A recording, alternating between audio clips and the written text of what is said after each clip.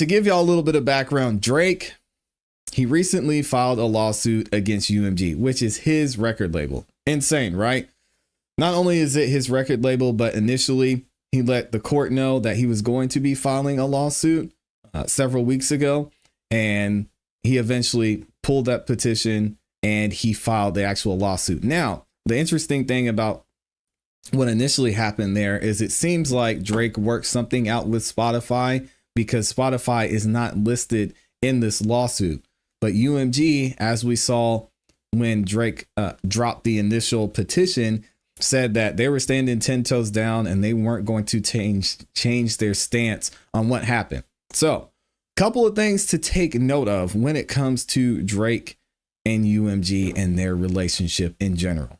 I've mentioned this multiple times before. I want to review this with y'all real quick and talk about what is UMG trying to do when it comes to Drake and his agreement that he has with them. Well, back in 2022, Drake signed one of, if not the biggest deal with the record label that had been done in recent history.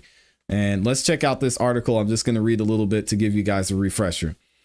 After rampant speculation about a bidding war for his services, Drake appears to have finalized a mega deal with Universal Music Group that could net him upwards of $400 million when all is said and done.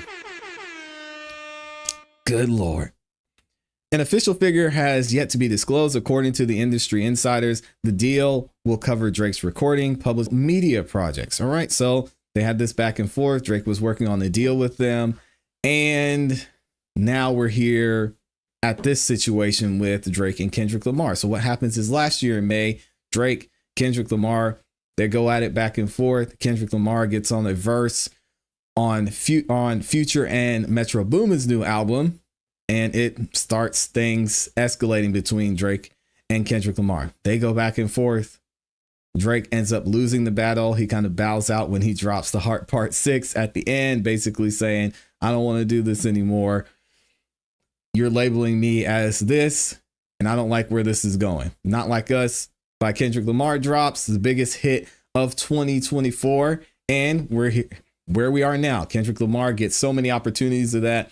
He goes on, he's going on tour with SZA. He lands the Super Bowl. He'll be performing at the Super Bowl. I guess it's probably in a few weeks now, which is insane. Drake was not having it, not happy, which is why all these things started to escalate between UMG, Kendrick, and Spotify and Drake. Because Drake is claiming that UMG essentially boosted Kendrick's numbers. They boosted everything with this back and forth and beef between the both of them.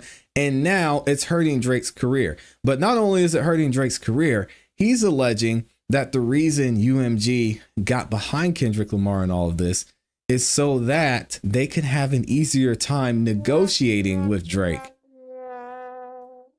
So what they did is they supported Kendrick throughout. What Drake is alleging UMG did is they supported Kendrick throughout this entire back and forth so they can bring the value down of Drake's brand and then negotiate a better deal with him. It's an interesting take when it comes to record labels. I wouldn't put anything past them, but let's go ahead and get into the actual lawsuit and see what Drake is alleging that UMG did. It's going to be interesting. So y'all buckle up. It's going to be a big one. We've got Aubrey Drake Graham, the plaintiff versus the defendant, UMG Recordings Incorporated. Here we go. What are they saying? A jury trial is demanded. So right out the gate, they said Drake wants to put it all out there. Not taking his foot off of UMG's neck. The plaintiff, Aubrey Drake Graham, we're going to call him Drake moving forward, through his attorney, brings this complaint against UMG. Here we go. This is an interesting introduction. A single lie can destroy a reputation of integrity. And while it takes years to build a reputation, it can be ruined in 5 minutes. Now, who said that? Sir Lucian Grange. Who is he? The Chief Executive Officer or CEO of UMG. Yikes. We're getting started already. Because when did he say this? He said this literally 2 months before the beef with Kendrick Lamar and Drake started. Well, the official beef. There had always been beef there, but the on stage in front of everyone back and forth beef started he said this 2 months before that whole started, which is insane. All right, so what did they say in the introduction? In the middle of the night on May 7th, 2024, an armed group of assailants drove up to the Toronto house in which Drake and his family resided. Drake was inside. The car stopped in front of the residence. Someone yelled, "F Drake!" And at least one gunman began to open fire. One bullet went through the security guard's gate and hit Drake's front door. Another bullet struck and wounded a security guard who was also one of Drake's friends. While the other car drove away, Drake and the others in the house summoned help for the security guard and did everything possible to keep him alive. During the nearly 30 minutes it took for the ambulance to arrive, Drake and others labored to keep the man alive by applying pressure to the gunshot wounds with towels. Blood was everywhere. After the security guard arrived at the hospital, surgeons worked quickly to remove the bullet, stopping the bleeding, and saved his life. Though it took days for his condition to stabilize, thankfully the security guard survived. Thank God, man. The next day, on May 8th, a different intruder used his bare hands to dig a hole under the security fence surrounding Drake's Toronto house. I think they call it the compound, if I remember right. He managed to dig deep enough to squeeze through and enter Drake's property. Fortunately, Drake's home security guards caught him before he was able to cause any physical harm. Although the trespasser managed to yell racist slurs and threats against Drake before being escorted off the property. On May 9th, the very next day, another break-in attempt happened. In the 2 decades leading up to May of 2024, although Drake was constantly in the public eye, nothing remotely like these events had ever happened to him or his family. But these events were not coincidental. They immediately followed and were approximately caused by UMG's actions leading up to and on May 4th. UMG did it all. They're the ones to blame. Not Kendrick Lamar, not Spotify, but UMG is the one to blame. Yikes. UMG is the world's largest music company, that's true, and also the music company that has represented Drake for more than a decade. Yet on May 4th, 2024, UMG approved, published, and launched a campaign to create a viral hit out of a rap track that falsely accuses Drake of being a PDF. Y'all know what that means. If not, you can read. And calls for violent retribution against him. Even though UMG enriched itself and its shareholders by exploiting Drake's music for years and knew that the salacious allegations against Drake were false, UMG chose to UMG chose corporate greed over the safety and well-being of its artists. In controversy, UMG saw an opportunity, seized it, and continued to fan the flames even after learning of the incitement of violence on May 7th and May 8th, along with unrelenting vitriol towards Drake that has followed. Yeah, a lot of the people in the industry are done with Drake. Well, I wouldn't say people in the industry. A lot of the music world, the music community was out on Drake after this, and they said Kendrick is the king. If y'all agree or disagree, let me know in the comments. The song in question, Not Like Us, is going to be referenced as the recording written and performed by Kendrick Lamar Duckworth, professionally known as Kendrick Lamar. The recording was intended to convey the specific, unmistakable, and false factual allegation that Drake is a criminal PDF, and to suggest that the public should resort to vigilante justice in response. Now, here's the thing about this. So many wild and crazy things is said in music. And when we go back and we look at the YNW Melly trial, we look at the YSL trial, bringing music into it, although it can be used as a tool by an artist, I think is crazy. So I get Drake has to build his case in this instance, but saying, oh, he said that he smashed an owl in the music video. I think this is lame on Drake's part. What? Come on, Drake. It's a part of the game. You said some wild-ish in your music. Let's not go down this road, but you have to do it if you're going to try and win this case, I guess. The recording is defamatory because its lyrics, its album image, and its music video all advance the false and malicious narrative that Drake is a PDF. The lyrics repeatedly accuse Drake of engaging in criminal acts, including by calling him a certified PDF and a predator who needs to be placed on neighborhood watch. Oh my gosh. If y'all haven't heard Not Like Us, go listen to it. It's wild. The image was designed to reinforce, and in fact reinforces, that accusations by depicting Drake's actual Toronto house covered in the icons that are known to be used by law enforcement, as well as public safety applications like The Citizen, to identify child offenders' residences online. And if y'all haven't seen what that looks like, I know most of you watching this have, but let me show y'all what the album cover looks like. Here we go. So in case you haven't seen it, this is a picture of Drake's house, also known as the compound. And then they've got the little images here saying that a child offender is there. It's, oh man, crazy stuff. But anyway, Drake wasn't feeling that. He didn't like it. All right. The video bolsters the same message by, for example, showing images associated with trafficking and juxtaposing the game of hopscotch with the lyrics accusing Jake of trying to strike a chord, and it's probably A minor. The lawsuit is not about the artist who created Not Like Us. Thank God, because again, I don't like that they're attacking the art here. Can we leave the art alone? If you have an issue with UMG, take that, but let's not attack the art. It's just a part of the game. The lawsuit is not about the artist who created Not Like Us.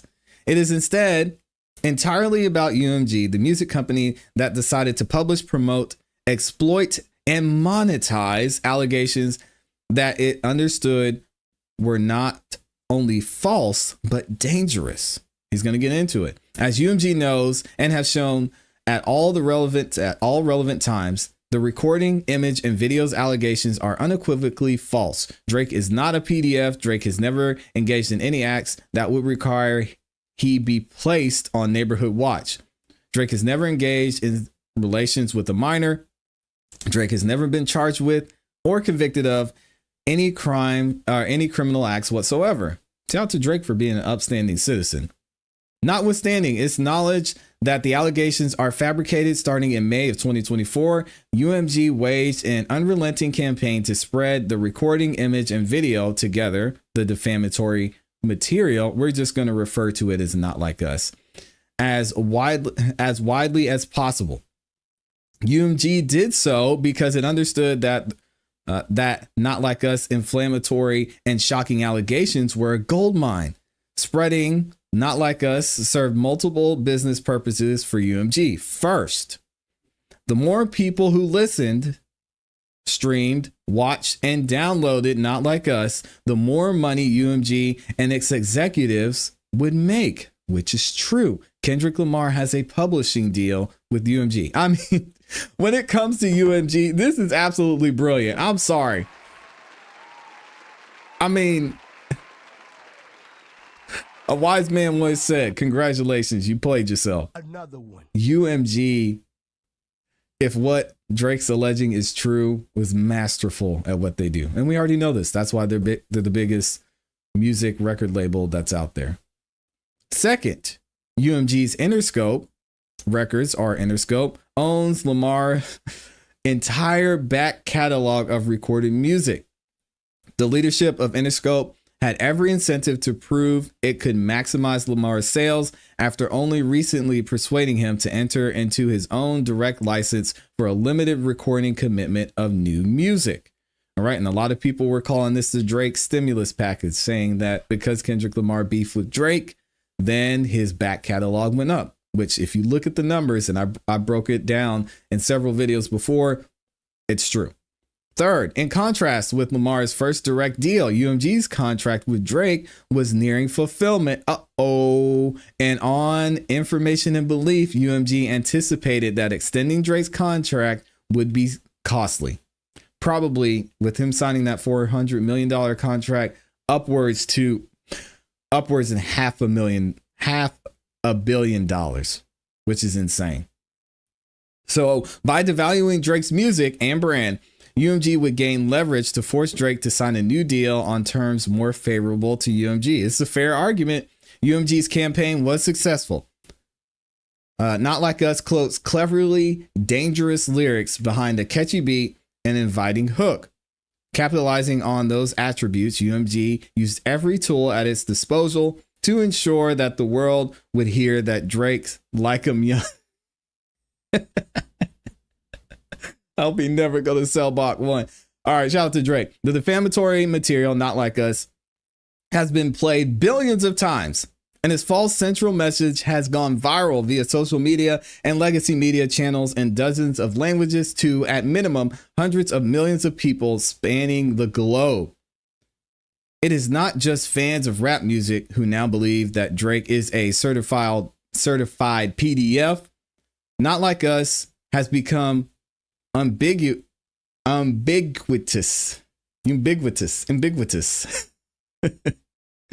Why are they using big words, man? UMG used the promotional resources and exclusive licensing rights to place Not Like Us on numerous nationally televised events, including but not limited to award shows, national political events, and more. But billions of plays and ambiguity were not enough for UMG.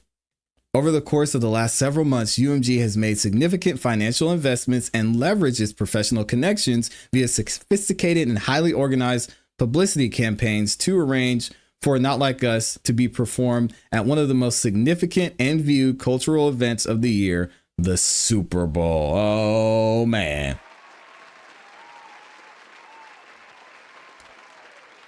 Yep. Congratulations to Kendrick Lamar for making the Super Bowl, too. UMG is legally responsible for the release, publication, and promotion of Not Like Us, including the foreseeable consequences of the same. UMG's business is to possess the exclusive rights to reproduce, distribute, and license the music, including over the internet. In other words, it is only with UMG's explicit approval that Not Like Us could have been released in the first instance and later streamed, shared, performed publicly, and exploited by content creators on TikTok and Instagram. And Drake's actually going to get into the TikTok, Instagram, and YouTube part of it as well, bringing up a lot of content creators who promoted what was going on between Kendrick Lamar and Drake. UMG's campaign went well beyond the traditional music company playbook. Indeed, UMG has unleashed every weapon in its arsenal, including on information and belief, certain practices that are unlawful. In a memorandum to staff reflecting on highlights of 2021, Sir Lucian Grange remarks that it was harder than ever for artists to break through the noise. As for example, 60,000 songs were added to Spotify every day. UMG made sure that Not Like Us broke through the noise. For one, UMG took the unprecedented step, contrary to its internal practices, to remove the recording's copyright restrictions on YouTube and Twitch, thereby whistling the recording to ensure whitelisting the recording to ensure content creators would republish it broadly. Let me tell you guys, record labels do not play with their music being played, specifically on YouTube. Twitch is a little bit more lenient. I have a music review show, many of y'all know, and during last night's show, I played a song featuring Yak Gotti and Gunna. And within the first 30 seconds of me playing that song, the live stream got blocked and it was done. So UMG, Interscope, any of these other record labels, they have systems built in to recognize music. And what happens is, say I make a song and you want to use it on your live stream, right? But I submitted it and I distributed it through a publisher. The publisher puts the content ID in there and they can see when someone's using their song. If I want to avoid your content, whatever content you're making being flagged, I can whitelist your platform, whether that's YouTube, Twitch, Instagram, and I can basically tell the distributor, hey, when this person uses my music, don't worry about it. It's not copyright infringement. They can use it as they would see fit. So in this case, so many of us, and I say us because I was included in that, got excited when it was time to review Not Like Us because Kendrick Lamar came out and say, hey, y'all, have fun with this. Make it go crazy. We are not going to copyright strike anybody who uses this song. So people were reviewing it. They were playing the whole song on YouTube, doing full breakdowns, again, myself included. And we were able to make a lot of money off of that. Hey, I'm not going to lie. Shout out to Kendrick Lamar. We got a lot of money off of that. And it was absolutely amazing. But then, of course, they came back and copyright struck it later, which then goes to Drake's point. And I don't know if they're going to mention that here, but after a while they said, okay, you guys have had your fun. Let's get our money back on this. On information and belief, UMG and its agents further put a thumb on the scale by covertly offering financial incentives to third parties to deceptively stream Not Like Us on streaming platforms, to play Not Like Us on the radio, and otherwise promote and endorse the defamatory material, all without ever publicly disclosing the payments. No good. This is called payola, and it's illegal. These actions not only spread and further ingrain the defamatory statements in the minds of the public, but deceive consumers and harm Drake economically. Perceivably, millions of people who listened to Not Like Us or saw the album art and the music video believed that Not Like Us was true. Excuse me. UMG had previously published Kendrick Lamar's song Euphoria, which was also widely understood to be targeted at Drake, and which stated, "Don't tell no lie about me, and I won't tell truths about you." A voluminous public commentary confirms the average listener or viewer has understood that Not Like Us reflected the truth rather than art or hyperbole. In words of one commentator, now everybody believes that Drake loves touching kids. Oh my God. And let's see this note here. Drake previously initiated 2 pre-litigation actions against UMG, which we talked about in state court in New York and Texas. Investigative allegations that UMG engaged in a deliberate and inappropriate strategy of paying third parties to artificially inflate Not Like Us metrics, a practice known as payola. There it goes. And which is prohibited by the Communications Act of 1934, as well as other causes of action. Okay, so they mentioned that there. UMG's greed yielded real world consequences. There we go. As described above, it was just 3 days after UMG's originally published Not Like Us, and the image that Drake was targeted at his Toronto house by armed intruders in 2024's equivalent of Pizzagate. Don't get the reference there.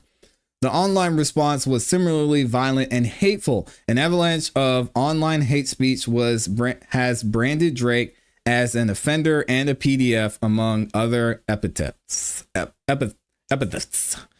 Public commentary was repeated the false claims that Drake is a PDF and an abuser on the level of Weinstein, Diddy, and Epstein, who trafficked children in shipping containers and harbored convicted offenders in his Toronto home.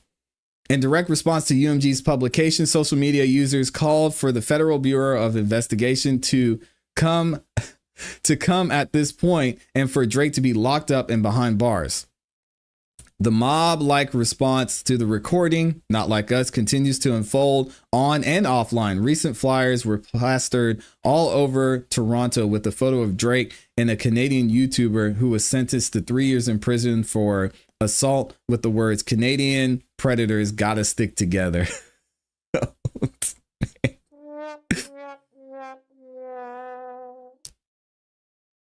Dang. Excuse me. That's wild. Crazy. Hey, it's a part of the game, man. You can't be mad. With the palpable physical threats to Drake's safety and the bombardment of online harassment, Drake's fears for the safety and security of himself, his family, and his friends. After the attacks, one thing I had a problem with during this whole beef was Kendrick Lamar bringing Drake's kid into it. I didn't like that. I thought it was weird. I thought it was weird in the way he did the Meet the Grams track. I think Adonis should have been left out of it. I'm all about protecting the kids, so I thought that was taking a little step too far, but hey, it's a part of the game. You're gonna do it, Drake. You got to deal with it. After the attacks on his home, Drake pulled his son out of elementary school. Oh, man. He attended in Toronto due to safety concerns. And once school ended for the summer, Drake arranged for his son and mother to leave Toronto entirely. Day to day, Drake continues to take steps to address the persistent threats to his security. The violence and vitriol directed at Drake was foreseeable. Not Like Us falsely accuses Drake of one of the most vile behaviors imaginable and explicitly calls for retaliatory violence and retribution against him. The false PDF accusations is a devastatingly effective method of assassinating someone's character online.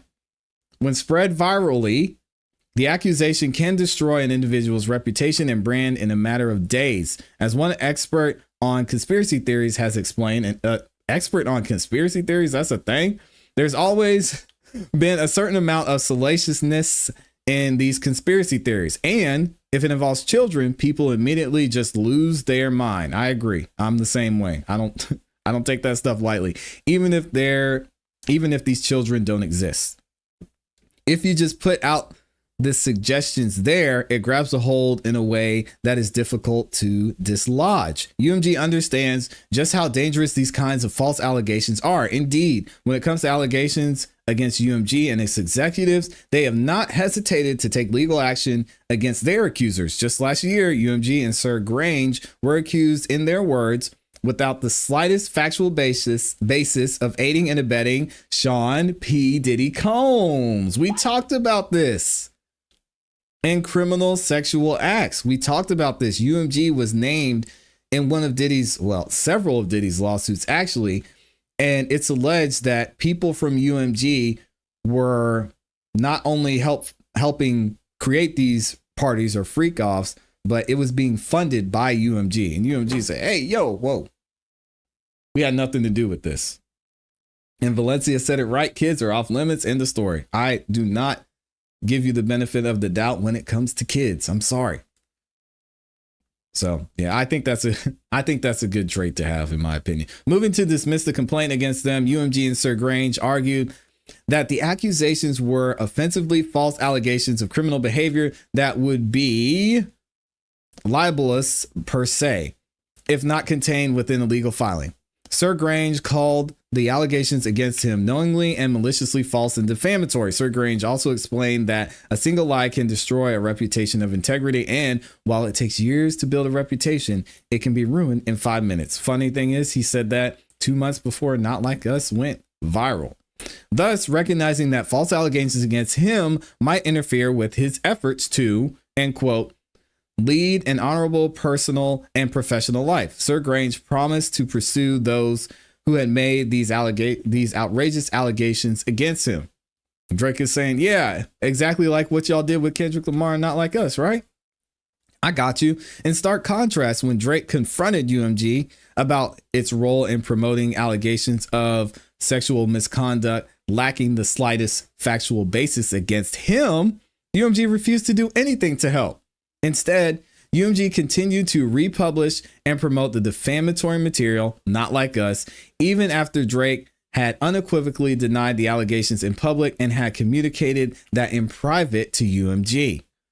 Drake informed UMG of the tangible harm that the publication and promotion of the Not Like Us had caused him, including violence, threats, reputational and financial damage, and more. Yet UMG still chose money over the safety and well-being of its artists, notwithstanding its public comment to behaving honorably and with honesty and setting the right tone in all that we do. Many months prior to filing this litigation, Drake attempted to address these claims privately with UMG, as he mentioned previously. Drake believed, per Sir Lucian Grange, that UMG's leadership should be held accountable for the decisions we make and how we conduct ourselves. And UMG purports to care about threatening and abusive behavior. Indeed, UMG's code of conduct notes that harassment can take different forms, such as speech that is threatening or abusive, and declares that violence, threats, and physical intimidation are not tolerated at Universal Music. Well, I mean, if that's the case, Universal Music wouldn't have a record label. Think of all the artists that they have signed under them. You think any of their music mentions, let's see, speech that is threatening or abusive? Yeah. So, I mean, if we're going to talk about that, UMG wouldn't even exist in that case. Yet, in response to Drake's concerns, UMG responded that Drake will face humiliation if he brought legal action, presuming that the public would be unable to understand UMG's role in exploiting and profiting from this dispute. UMG's posture as the world's largest music company was that it is untouchable. At the end of the day, that's true. UMG's not going anywhere. And this Drake makes an interesting point, and you guys can see it in your own research on this topic and in hearing how different people are covering this. It seems like even now things are split almost 50-50. Some people are saying, Kendrick Lamar, you said this was going to happen. This is a win for you. Drake is just crying. He needs to give it up. This is all about the music. And then there's people on the other side, which is the side I'm on, is when it comes to UMG, were they possibly playing dirty and just using Kendrick Lamar and this whole beef between him and Drake as a tool to take advantage of the situation they're in, where they're most likely about to give Drake over $500 million, which is insane to think about. Y'all have to let me know what you think about that in the comments too.